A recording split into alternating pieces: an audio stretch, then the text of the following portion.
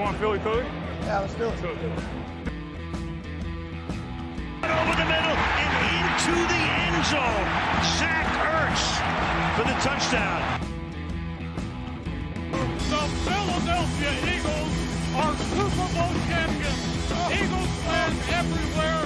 This is for you. Et bonjour à tous, bienvenue pour cet épisode 99 bis du Fly Podcast Fly. Pourquoi 99 bis? Évidemment, parce qu'on réserve l'épisode 100 à Loïc qui va revenir de Philadelphie pour nous raconter le match contre les Cowboys. Vous avez eu mardi un épisode débrief du match face à Washington, victoire tranquille, victoire sereine. On n'a évidemment pas tremblé une seule seconde. Et nous allons aujourd'hui faire une preview un peu plus étoffée que d'habitude parce que le match des Cowboys n'est jamais un match comme les autres. Pour m'accompagner, j'ai Grégory. Salut Grégory. Bonjour Victor, bonjour à tous, plaisir de vous retrouver. Désolé pour l'absence l'autre fois, mais comme tu l'as dit, c'est ce booby time quand ce sont les vacances. Exactement, les vacances toujours, le son est sur les écouteurs, les gens sont disponibles comme ils peuvent, c'est comme ça. Et on a un invité, puisque vous savez, Loïc est donc dans l'avion.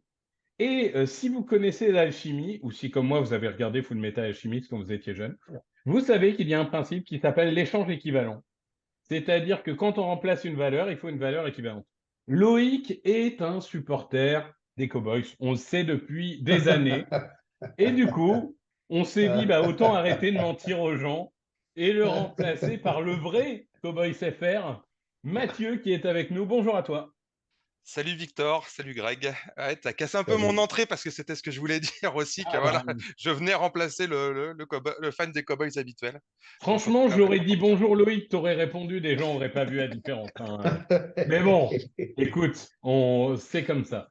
Messieurs, donc on a un affrontement entre Dallas et Philadelphie. Je l'ai répété plusieurs fois, on a un peu parfois un complexe du grand frère contre Dallas. Mais la réalité, c'est que je trouve surtout que depuis des années, on a été privé des affrontements entre Dallas et Philadelphie, puisque ça ne va être que la deuxième fois, si je ne dis pas de bêtises, que Jalen Hurts et Dak Prescott s'affrontent. La première fois, c'était au tout début de la carrière de Jalen Hurts. Depuis, on a eu droit à des Cooper Rush, des Gardner Minshew. Comment s'appelait le quarterback de James Madison que vous aviez eu aussi Ben DiNucci.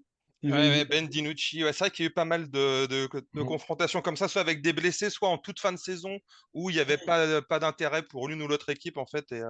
Exactement, voire pas d'intérêt pour les deux. Ouais. Enfin bon, bref, là, on a un vrai match, avec un vrai intérêt, avec beaucoup de pression, et on va commencer tout de suite avec notre premier segment, c'est quand Dallas a la balle.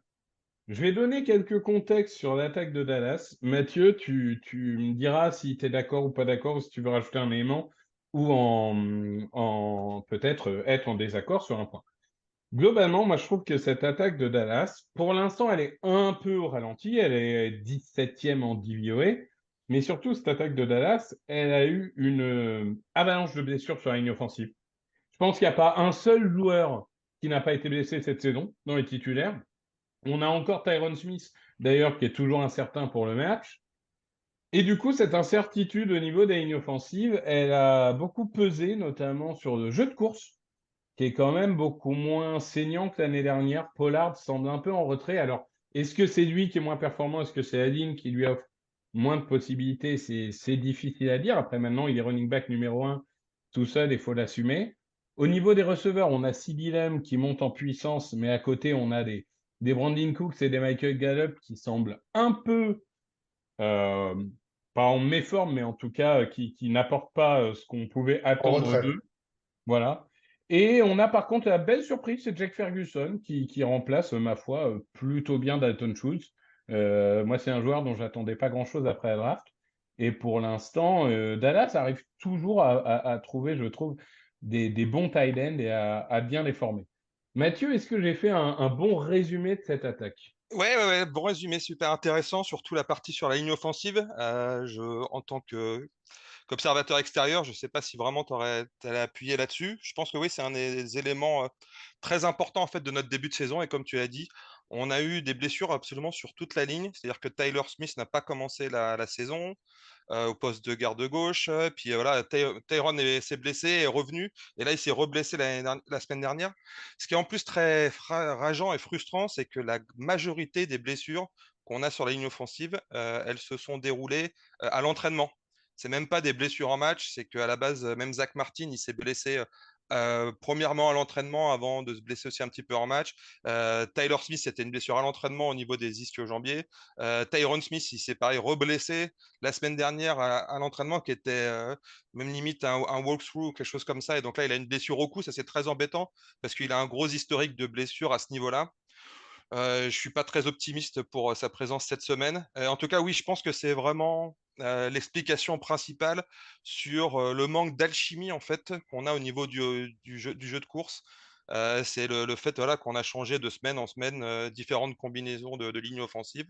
Voilà, bon, malgré tout, ça explique pas tout. Il y a évidemment le fait que ce soit Mike McCarthy qui a récupéré le play call, plus le design un peu de l'attaque avec Schottenheimer, qui a le titre de coordinateur offensif, mais je pense qu'ils travaillent vraiment de concert les deux. Donc oui, Pollard aussi, c'est un peu. Est-ce que les jeux sont appelés par rapport à ses forces? Est-ce que lui a récupéré à 100% de sa blessure à la cheville? Je peux pas le dire avec certitude, mais c'est clair qu'on n'est pas très efficace à ce niveau-là. Maintenant, si on fait le détail de l'attaque de Dallas, je suis quand même obligé de dire qu'il y a le dernier match. Et le dernier match, en fait, j'ai pas envie de m'attarder spécialement sur les performances individuelles, mais malgré tout sur le coaching. On a vu des ajustements qui ont été faits pendant la bye week. Il faut savoir que c'était notre premier match de retour de bye week contre les Rams. Et on a été beaucoup plus agressif sur la passe. On a arrêté un petit peu les petites passes courtes, le Dick and Dunk au niveau de l'attaque. Ça faut savoir que Dak a marqué 4 touchdowns. Les 4 touchdowns, c'est des passes de plus de 15 yards dans les airs, dont 3 au-dessus de 20 yards. Et il y a eu plus de motion qui ont été faites aussi au moment du snap. Enfin, tout un tas de petits ajustements qui me rendent assez optimiste pour le reste de la saison au niveau de l'attaque. Oui, c'est vrai que les motions, ça c'est important parce que bon, Schottenheimer, McCarthy, ça sent bon les années 2010, hein, on va pas se mentir. Et là, ça ressemblait un peu plus à une attaque moderne. Grégory, maintenant qu'on a dit ça et qu'on a pointé entre guillemets la faiblesse sur la ligne offensive, on sait que notre ligne défensive est très bonne de base, sauf quand elle joue Washington apparemment, puisqu'à chaque fois on sous-performe quand on joue C'est vrai, Washington. c'est vrai. Là, est-ce que le plan de jeu, il est clair? C'est-à-dire, pour éviter de mettre nos defensive backs en difficulté, il faut mettre plus de pression possible sur la ligne, tout simplement, et gagner, on va dire, à l'ancienne le match dans les tranchées.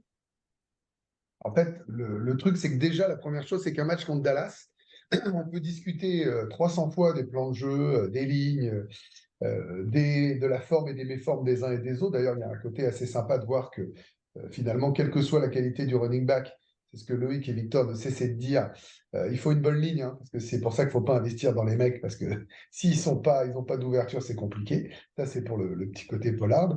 Moi, je pense que ce sont des matchs irrationnels. Je le dis de manière un peu empirique, je n'ai pas travaillé les stats des confrontations, mais là, comme ça, ce qui me viendrait à l'esprit, et c'est d'ailleurs ce que je trouve intéressant, c'est qu'il y a souvent des branlées, en fait.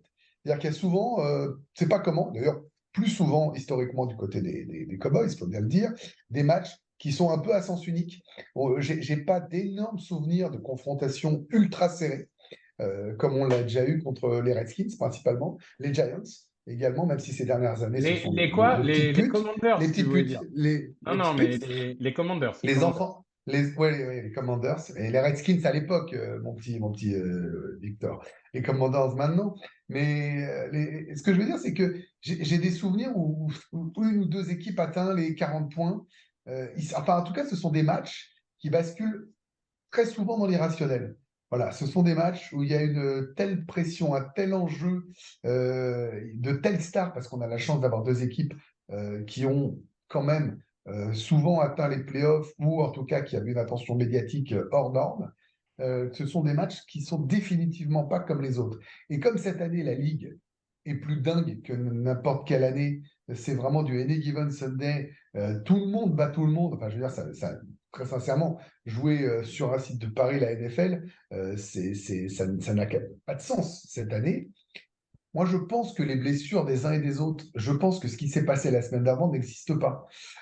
Par exemple, nous, avant de jouer les Commanders, eh ben, on disait, ah bah, ça y est, on a une défense, on va concéder que 7 points, 10 points parce qu'il y en aura 3 ou 14 On parce a que c'est le réussi garbage time. à Voilà. arrêter les Et Dolphins, etc. on s'en prend 31 contre les Commanders, et alors qu'on stoppe les Dolphins, qu'il est à 80 yards seulement. Il n'y a pas de logique à ça. On disait dans notre attaque, on est incapable de faire des petites passes. Bon, tu l'avais peut-être vu d'extérieur, hein, Mathieu. Nous, on sait soit des balles profondes, soit des jeux en 1 contre 1, mais on n'arrivait pas à faire des slants assez basiques pour progresser de 5-6 yards. La Goddard, on a eu quelques-unes. Moi, j'ai noté ça dans le match, parce que j'ai Le pas pu faire RPO le slant débrief. Voilà. et la passe écran, on Donc, avait du mal depuis le début de la saison. on peut, et moi, ça sera mon apport sur ça, moins technique que ce que vous venez de dire, parce que vous avez été très brillant, mais comment veux-tu imaginer ce qui peut se passer avec ces équipes-là, avec cet historique, avec la NFL de cette année-là? Voilà. Je trouve que c'est ce qui rend ce match encore plus passionnant.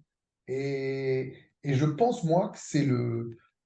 Si je devais donner un avantage aux Eagles, plus que les blessés d'un côté ou de l'autre, parce que je ne sais pas si Reddick va être capable d'aller saquer. On devait saquer Howell 17 fois. On ne l'a fait qu'une fois. Donc, sur Prescott, je ne peux pas te dire. C'est notre capacité à mettre la pression sur Dak Prescott pour lui faire lancer des interceptions. Moi, ça, c'est la seule chose dont je suis certain. Si on arrive à passer, il va nous donner des ballons. Oui, on rappelle que c'est vrai que Dak Prescott il est plutôt en forme contre nous, parce que on regarde les 5 derniers matchs, on s'est pris 37 points, 41 points, 51 points, Bien 17 sûr. points, mais c'était Cooper Rush, et 40 points. Alors oui, il y a Ouais. des cupcake games de Noël, de tout ça, mais la réalité, c'est qu'en général, Dak Prescott, il est plutôt très inspiré Oui, quand mais tu il n'as aucun s'agit match de... serré. C'est pas un rivalry game serré comme les deux autres. Je ne sais pas pourquoi. Non, mais syndrome du Les banc. Eagles, c'est l'équipe contre laquelle Dak Prescott a son meilleur rating, il me semble. Ouais, mais je suis Hmm. pas étonné. Je suis pas étonné. Hmm. Et c'est vrai qu'en plus, ce qui est quand même un peu inquiétant, c'est que, bah, on l'a vu, hein, nos defensive backs galèrent. Bon, après, pour leur défense, on n'a pas aligné les mêmes 4 en defensive back de toute la saison. Parce que nous, c'est un peu notre ligne offensive à nous, Mathieu. Ils ont tous été blessés à un moment. Slay, Bradbury, Blankenship. Alors là, on a Bayard qui est arrivé, mais Edmunds, etc. Tout le monde a été blessé. Il va falloir se reprendre parce que CeeDee Lamb, il y a un moment, si tu le laisses cuisiner, ça peut faire très mal. Donc, on va voir s'il est sur C ou Bradbury. Historiquement, C a une meilleure réussite sur des joueurs de type CeeDee Lamb. On verra ce que ça donne. Mais j'ai envie de dire, faut pas que ça soit le match du réveil de Gallup et de Cooks, parce que nos defensive backs ont tellement souffert que il va falloir qu'ils soient bien meilleurs. Après, on peut se dire aussi qu'ils en ont pris une tellement énorme dans la gueule la semaine dernière que Bradbury et C, c'est quand T'as le même pas des droit, rookies, quoi. C'est des mecs, t'as le droit d'imaginer ça, hein. ils vont peut-être avoir envie un peu de dire, écoutez, on revient parce que là, vous nous avez fait mal, mais on a un orgueil et on va être meilleur. Bon, après ça fait Et puis partie des attends, choses de l'autre côté, opérationnelles. tu me parles de CeeDee Lamb, mais je suis sûr qu'il va y venir. Il va falloir qu'il arrive à se couper le monde aussi. C'est pas évident. Ça, Mathieu, tu pourras nous le dire. Ouais, mais si Dylan qui aurait dû être un Eagles si les Oui, Falcons n'étaient pas des teubés, hein. On le rappelle, évidemment. Euh, mais ils sont teubés. ouais. De l'autre côté, la défense, Mathieu, la défense, ça va bien. Malgré la perte du Marcus Peters du pauvre qu'on appelle Stephen Diggs. Euh, Très on... très bonne, hein.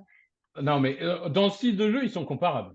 C'est le même type de joueur. Non, C'est non, des mais t'as dit gamblers. Stephen Diggs, c'est le grand frère receveur, hein. Ah, pardon. Très très bonne.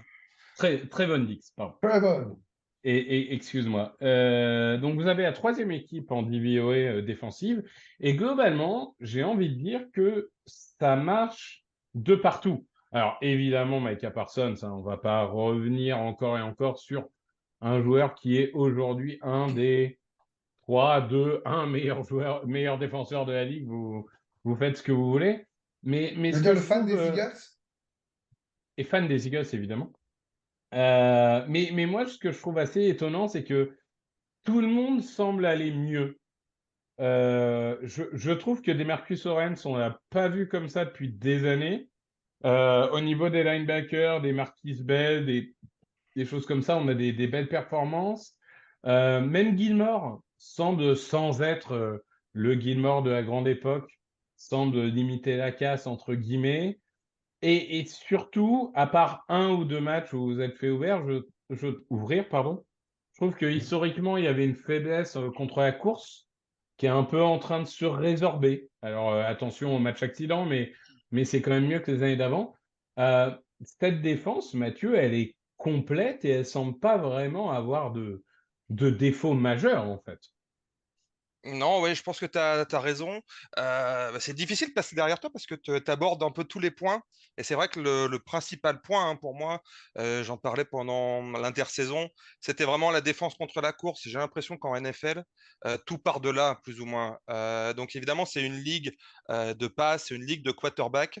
Mais le jour où tu arrives sur le terrain et que tu as une attaque à la course, que tu cours et que systématiquement tu gagnes 5, 6, 7 yards, eh ben, le match, il est déjà gagné. En fait, tu peux rien faire Ouais. parce que tu es obligé de mettre tout le monde dans la boîte.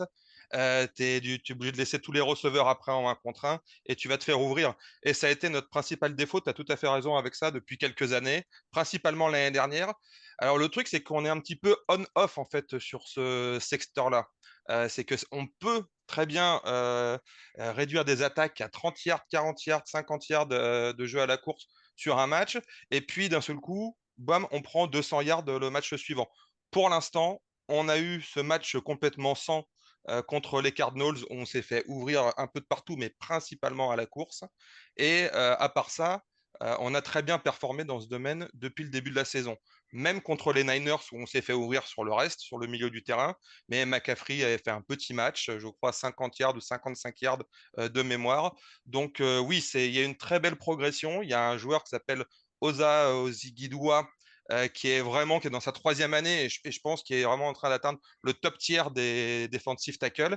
Et à côté, on a un Jonathan Hankins qui est un vieux joueur qu'on avait récupéré des Raiders l'année dernière et qui est un spécialiste de la défense contre la course, des early downs, premier et second down, et qui fait aussi un très bon taf.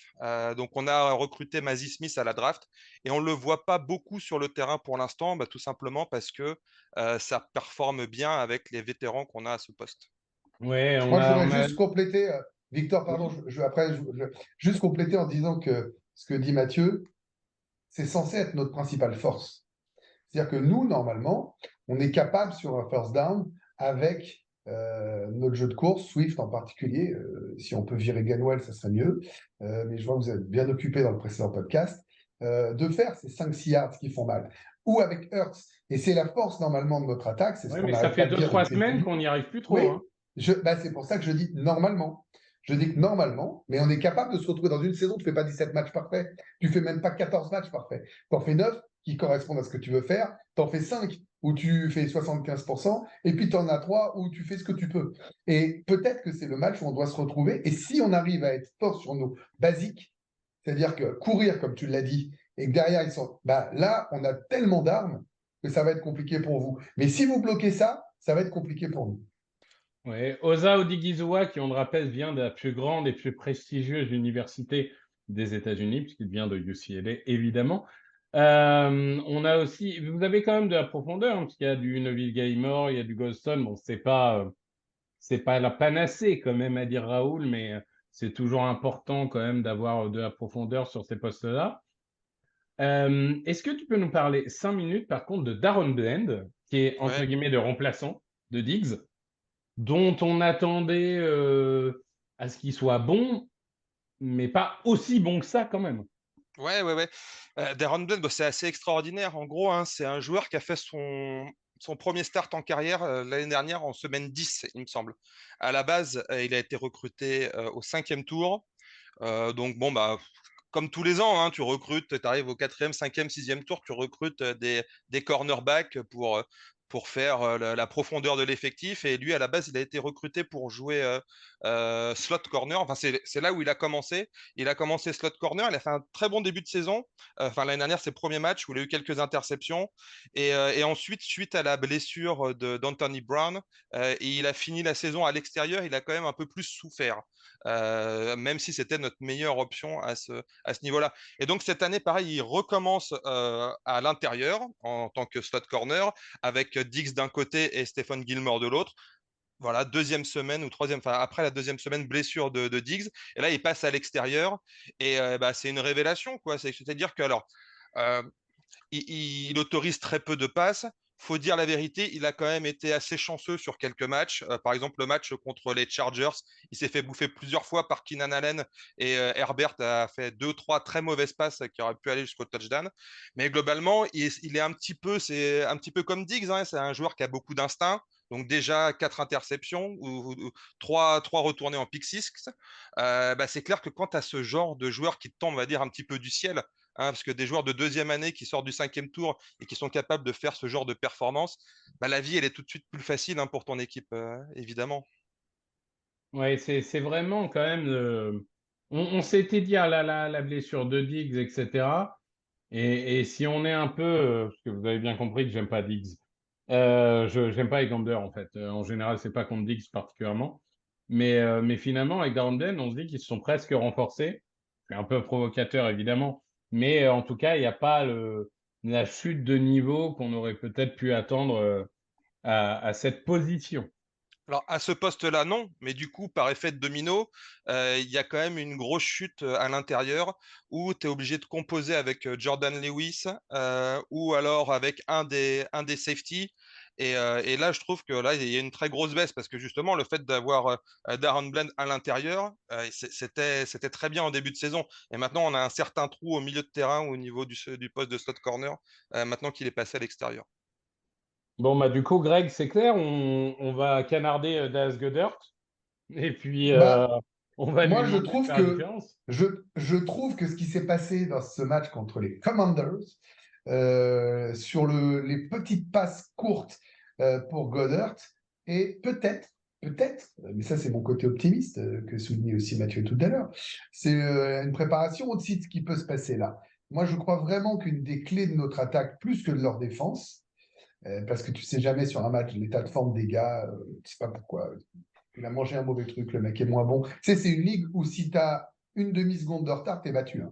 Hmm. Faut pas oublier ça, hein. C'est-à-dire que entre le grand match et le mauvais match, ça ne se joue pas comme dans d'autres sports. Ça se joue à quart de demi-seconde, hein, vraiment, hein. Parce que, par exemple, le touchdown d'Aiden mais AJ Brown, même s'il y a passe interférence, il n'est pas si mal défendu. Bah, tu peux rien faire quand le mec est plus fort. Moi, je crois que si on arrive à avancer de 5 yards, 6 yards, ce serait idéal. À chaque première tentative, il n'y aura pas match et qui ne pourront pas s'adapter. Voilà, je crois vraiment que c'est la clé. C'est pas, je ne dis pas ça de manière fanatique. Je pense vraiment qu'on a cette année cette capacité-là. Le truc, c'est qu'on n'y arrive plus trop et la deuxième clé, c'est Dak Prescott. On a beau dire ce qu'on veut, je crois quand même que je ne sais pas, moi, Mathieu, quel est le niveau de votre quarterback.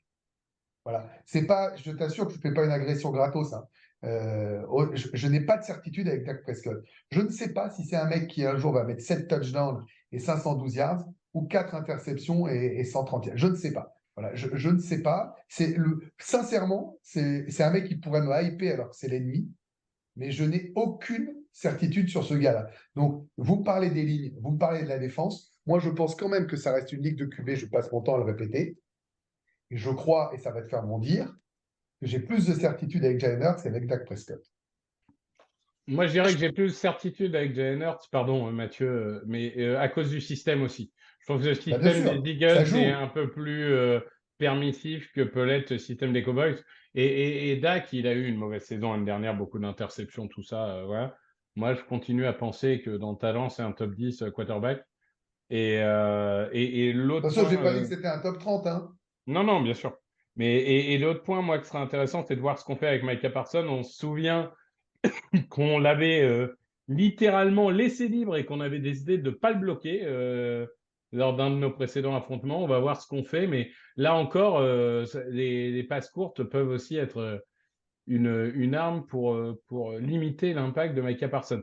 Mathieu, du coup, Dak Prescott, top 5, top 10, top 15, Dr. Jekyll et Mr. Hyde, mal aimé à cause de sa saison dernière. Ouais, moi je pense plutôt ça. Je pensais plutôt à la saison dernière qui, voilà, toujours encore une fois, hein, autour des Cowboys, il y a toujours un microscope, il y a une lentille, enfin avec un gros focus qui est mis dessus et donc Ah bah, On vous êtes s'attarde l'équipe la toujours plus sur ces choses-là. médiatique de Oui, la ligue, voilà. hein, Non, mais donc c'est c'est ça pour ça. fait partie du Non, mais package. ça fait partie du package, c'est les choses. Mais globalement, ce qui s'est passé l'année dernière, ça représentait pas la carrière de Dak. Je pense que Victor, tu peux être d'accord avec moi. Enfin, Greg aussi, c'est pas un quarterback depuis le début de sa carrière qui lançait une tonne d'interceptions. On était aux alentours de 10, 9 à 10 de moyenne par an. Donc moi, je pense que Dak, à l'inverse de Greg, je pense savoir à peu près qui c'est. C'est-à-dire que c'est un quarterback qu'on peut dire avec confiance qu'il se situe entre le top 6 et le top 10 de la ligue. Voilà, ce ne sera jamais Oui, mais un Mathieu, je top suis d'accord. quarterback. Pour moi, c'était censé être un top 5. On me l'a vendu comme un top 5. Il a fait des matchs top 5. Je ne suis pas contre ce 6-10. J'ai juste que quand tu es QB des Cowboys, avec toute cette attente et le talent qu'il a et ça, j'espérais qu'il soit top 5. Voilà, je me suis mal fait comprendre. Évidemment que je n'ai pas dit que c'était un tocard top 20, top 30. Hein. Mais pour moi, ce n'est pas suffisant. Tu vois? Ouais, bah, de toute façon, malheureusement, hein, des Patrick Mahomes, etc., il y en a pas 50. Hein, on est bien obligé de faire avec ce qu'on a sous la main.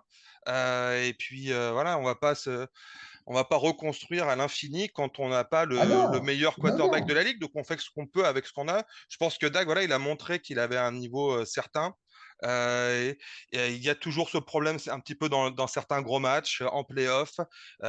C'est pas toujours de sa faute. Je pense qu'il y a plein de matchs de playoff, il n'a pas été aidé.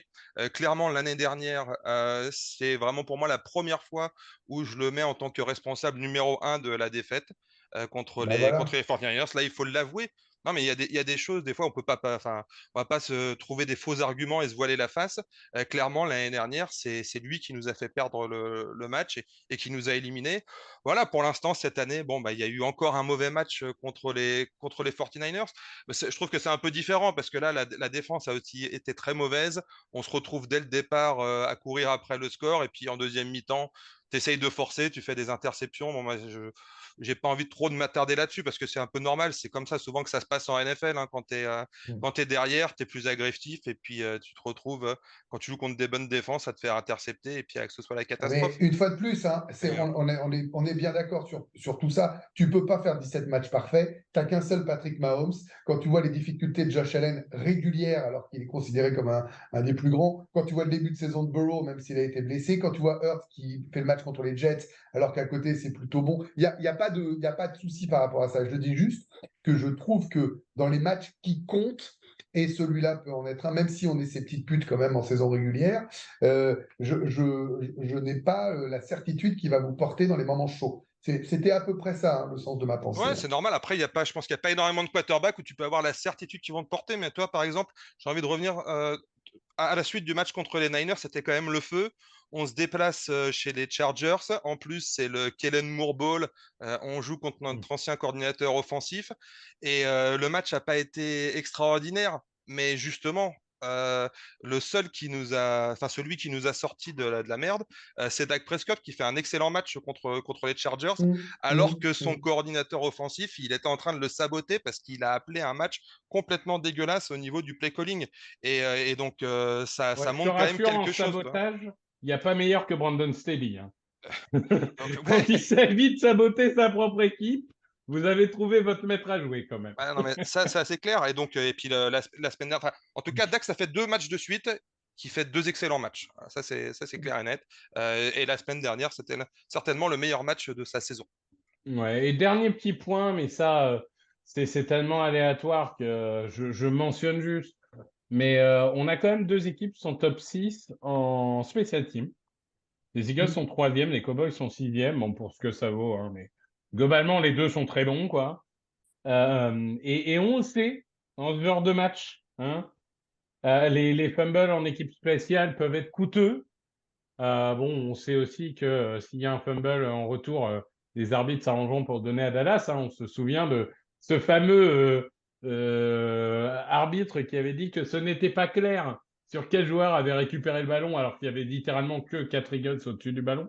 Mais enfin bon, c'est un autre débat. Mais en tout cas, ces équipes spéciales, on l'a vu hein, face aux Rams, vous avez vraiment une équipe qui peut changer le match avec ça. Et ça sera quand même à voir parce que Parce que nous, on a du c'est pas beurre un parfois. détail sur ce genre de match. Non, mais je veux dire, les équipes spéciales des deux côtés vont devoir être irréprochables parce que c'est le genre de match où un field goal manqué, un punt un peu moyen, où une couverture de retour difficile, ça peut faire toute la différence. Et moi, je crois pas. Ça marche pour ça marche pour plein de trucs en playoff. Une fois de plus, moi, je vais pas me contredire sur ce que je disais au début. Je crois pas que ça marche dans ce genre de match-là. Peut-être qu'on aura un match serré enfin, hein, mais j'y crois pas. J'y crois pas. Il y en aura une des deux qui va se balader.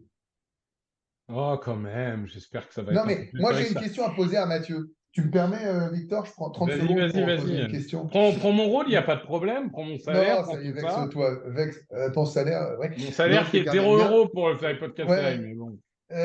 Mathieu, est-ce que vous avez, à ton avis, la capacité défensive de stopper AJ Brown, qui est en train de faire un massacre et qui a sorti Megatron des livres d'histoire? Ouais, je sais pas, c'est pas sûr. Bah, c'est sûr qu'en ce moment, il est extraordinaire. Alors, j'ai envie de voir le match-up face à Stephen Gilmore. Parce que malgré tout, Stephen Gilmore, il fait quand même une assez bonne saison. Il a perdu des capacités physiques, mais justement, je pense que AJ Brown, c'est pas la vitesse en fait son principal atout. C'est quelqu'un qui est puissant, qui est capable un peu bulldozer, qui est capable de gagner dans les airs les catchs contestés. Et à la limite, cette année, Gilmore, son principal défaut, c'est vraiment un manque de vitesse face à des receveurs très très vifs. Donc j'ai envie de voir ce match-up-là. Mais pour revenir, c'est vrai que moi j'ai beaucoup parlé en fait de ce qui s'est passé précédemment en fait dans la saison et finalement au final euh, pas trop du match et du match-up. C'est vrai que la plus grosse pour moi en tout cas clé du match, le point d'interrogation, c'est toujours les match-up force contre force, je trouve. Et c'est ces match-up-là où on arrive avec deux escouades très performantes et il est tout à fait possible qu'il y en ait une qui prenne complètement le dessus sur l'autre. Moi, je suis très impressionné par votre ligne offensive. On voit quand même que malgré tout, la ligne offensive, au-delà des individualités, c'est un peu l'alchimie qu'il y a entre tous ses membres. Et depuis que vous avez perdu, il me semble que c'est Cam Jurgens, votre, Hmm. votre Qui guard, peut être de retour. Il et va qui peut revenir, hein. et qui a été activé. Donc ça, c'est une des clés du match pour moi. Ça va vraiment être ce match-up. Est-ce que Dallas va réussir à appliquer un petit peu de pression sur Jalen Hurts? Est-ce qu'on va réussir à pas se faire enfoncer à la course? Comme je disais, ça s'est bien passé plus ou moins tout au long de la saison. Mais dès qu'on n'a pas joué une ligne offensive aussi puissante que la vôtre, et comme Greg le disait, si on n'y arrive pas à défendre les premières tentatives et que chaque course fait entre 5 et 7 yards, voilà, sachant que vous avez le touche-push, plus les armes avec AJ Brown, même avec Devonta Smith à l'extérieur pour exploiter des match-ups en 1 contre 1 si on est obligé de renforcer l'intérieur du terrain, de mettre des grosses box à 7 ou 8 pour arrêter la course, là, ça peut être un carnage. Voilà. Je suis pas Ouais, mais hyper optimiste à ce niveau-là, mais on verra ce qui se passe. bah, Odigizua, j'espère qu'il met plus les mains aussi hautes, parce que c'était son principal défaut, qu'il pouvait le faire à UCLA, parce que Jason Kelsey, il n'est pas très grand, hein, donc s'il met les mains aussi haut qu'il les met d'habitude, il risque de les mettre dans les airs. Mais bon, je pense qu'il a progressé, hein, mais ça faisait partie du Ou pénalité. Chip Kelly experience. Non, c'est vrai que nous, au niveau de notre ligne, en fait, le grand avantage qu'on a, c'est Stafford, hein, qui est notre coach de ligne offensive depuis 2016 et qui arrive à transformer n'importe qui en super joueur. On a vu Malaita, hein, qui n'avait pas joué un snap de foot américain avant d'arriver aux Eagles. Il l'a mis dans le frigo pendant 2 ans. Et au bout de 2 ans, il a dit, c'est bon, j'ai fini de former, vous pouvez le mettre sur le terrain. Et on a vu ce que ça a donné. Donc, c'est la preuve aussi des grands entraîneurs. Je pense que, à part Skarnakia, qui a pris sa retraite, hein, aux Patriots, il y a pas beaucoup de coachs de ligne offensive qui sont aussi reconnus que peut l'être Stoughton. Même si la ligne offensive, c'est aussi historiquement une grande force des Cowboys. Je pense que globalement, si on regarde la dernière décennie, les deux meilleures lignes offensives, je parle en termes de période de 3-4 ans, c'est Dallas d'un côté et Philadelphie, quoi. Nous, si on Oui, regarde oui, notre période de 2004, 2013, 2016, 2014, 2016, bien sûr. voilà, et puis maintenant, vous, depuis 3-4 ans, à 3 ans environ, Oui. on a clairement eu les deux plus belles dynasties, entre guillemets, de lignes offensives, quoi. C'est vrai. Ah, mais C'est ça, c'est vrai. sûr. Ça, c'est sûr. C'est sûr, sûr, sûr. Bon, ça, c'est parfait. Du coup, on va arriver au prono. Et alors, messieurs, je vais vous choquer. Loïc, avant de partir, nous a donné son prono. Et je suis inquiet, messieurs. Il a mis les Eagles qui gagnent 27-24. Que se Il a passe-t-il? reçu il a reçu des pots de vin. Ouais, il a reçu des menaces, je sais pas. Je sais pas ce qui se passe. Ou alors c'est l'émotion de se dire je vais être au stade. Je veux pas les voir perdre. Je ne sais pas ce qui s'est passé. Bon, bref, tant mieux pour nous. Honneur à l'invité. Mathieu, ton pronostic pour ce match? Alors moi, je vais dire 42-17 pour les... Non, non, non. Allez, moi, mon prono, prolongation. Tu vois, Greg a dit c'est jamais des matchs serrés. Bah, Bah prolongation, ouais. victoire 33-27 de Dallas. Ah là. Moi, j'aurais bien aimé le 43-17, ça m'aurait fait rire. Grégory, toi, du coup, tu vois un match pas serré, c'est ça? 43 Eagles, 17 Cowboys. Et je l'attendais depuis le début. Il y a l'invité, c'est encore mieux. Non, mais en fait, je ne peux pas dire match serré ou quand bien même après ce que j'ai dit sur l'historique de ces rencontres. Et comme j'ai pas envie d'annoncer une victoire de 25 points des Cowboys, bon, bah, je pars sur ce 43-17. Je trouve qu'on a cette capacité à marquer des points quand on le veut. Et que si on règle un tout petit peu cette histoire de fumble et de déconcentration en red zone, si on prive Gainwell de ballon dans la red zone, on met 38 points, 31 points en faisant des matchs plutôt moyens. Donc le 43, en avançant ce scénario évoqué depuis le début, c'est possible. Et puis en face, quand même, c'est pas des manchots. Donc moi, je vois 43-17 et je vais même te dire qu'il peut y avoir une trentaine de points pour l'attaque, le reste pour la défense. Bon, ben, ça marche. Bref, D'ailleurs, pour la cohérence. je ne l'ai pas dit, mais sur le match, comment dirais-je, de la semaine dernière, c'est toi, Greg, qui l'emporte. Ah, Euh, merci. alors, le plus serré qu'on ait jamais eu, hein, parce que l'écart de points total à la fin, c'est 24, 23, 22. Donc, Bah oui, mais c'est à cause de ce touchdown de Samuel en 40 secondes, là. Ça sert à et rien, bah, ça. c'est celui-là qui te donne la victoire. Ouais, c'est ça. Ah bah oui, mais bon, qu'est-ce que C'est je te dis? grâce à. Donc, écoutez, moi, je suis un peu, circonspect. J'ai peur que ça galère en red zone des deux côtés. Donc, je vais partir sur un match où, avec une efficacité, on va dire moyenne, et je vais partir sur tout simplement un 21-20 pour les Eagles. Oh, Le match magnifique. qui se joue sur un field goal de Jake Elliott de 54 yards à la fin du match. Donc on part sur 21-20. Voilà. Mais En vous espérant. ne respectez pas l'ADN des scores NFL Eagles-Cowboys. Vous n'avez Ouais, pas bah, envie. si je respectais l'ADN des scores Eagles-Cowboys, je mettrais Bien sûr. 43-17 pour les Cowboys. Alors, il y a un Bah, c'est ce moment, que je t'ai dit. excuse-moi d'être un petit peu optimiste, Non, hein. mais on en a gagné. Ce ne sont jamais des matchs serrés, bordel. Et ce qui est marrant, Mathieu, c'est que vous avez un peu le même problème que nous quand vous jouez Washington. C'est toujours des matchs un peu bizarres aussi. Vous en perdez Ouais, toujours des ouais, ouais. matchs un peu à la con contre eux, hein. Et à Washington, bah déjà, l'année dernière, on s'est fait complètement défoncer en dernière semaine par Washington. C'était le premier match de Samuel, qui en gros nous a roulé dessus pareil qu'à vous la semaine dernière. En Et, fait, Samuel, et il oui, adore les matchs de division, quoi. ah non, c'est clair, c'est clair. Bah, nous, c'était un match bizarre parce qu'en gros, on avait un mini espoir de pouvoir être le premier seed, mais vous jouiez contre les Giants qui jouaient même pas leur titulaire. Donc, je pense qu'en gros, ils ont dit on met les titulaires, mais on fait pas de game plan. Et puis, bref, on a pris une branlée énorme. Et par contre, les Commanders, ils font chier les Eagles, ils font chier les Cowboys, mais ils se plantent toujours contre les Giants, hein. Comme s'il y avait une Non, mais c'est logique dans le ça. truc. Ouais, bon, Et, les Giants, je crois qu'on est sur une série de 11-0 contre eux, donc non, mais les bon, Giants, pas grand-chose non plus. ils ont battu les Commanders hein, cette année 14-7, donc Ah oui, oui, oui, et d'accord. je sais pas. Je sais pas pourquoi, mais c'est comme ça. Ah, mais c'est vrai que les dynamiques intra-division comme ça, c'est. Mais il y a des divisions comme ça qui sont illisibles. Il y a la NFC Nord, il y a la AFC Nord, je veux dire, avec Mm. les Ravens, les Bengals, les Steelers, ça part toujours dans tous les sens. Tu as des divisions comme ça qui sont illisibles. C'est bon. Mais t'as même la FC Est aussi avec les Dolphins qui venaient battre souvent les Patriots, etc. Puis même Ouais, ouais. maintenant, tu vois, t'as encore les. C'est vrai que Je sais pas contre qui. Voilà, Bilou, il fait des Même au surprises. sommet Voilà. de même au sommet de sa domination, il y avait toujours cette défaite contre les Dolphins. C'était contractuel, il fallait toujours qu'il en perde un contre les Dolphins. Bon, Et on voit qu'encore cette année, il a perdu. Enfin, cette fois, c'est lui qui va gagner chez les Bills qui sont devenus normalement le nouveau gros poisson de la division. Enfin, bref. ouais, enfin c'est Bilou, quoi. Mais il n'en gagne pas beaucoup cette année malgré tout. Non, ça, c'est sûr. Bon, bah, messieurs, merci beaucoup. Merci pour votre Merci à temps. vous. Et évidemment, je vais essayer de mettre le podcast en ligne très vite, donc en début d'après-midi, jeudi, comme ça, tout le monde aura le temps de regarder. Bon match à vous, hein, je le rappelle.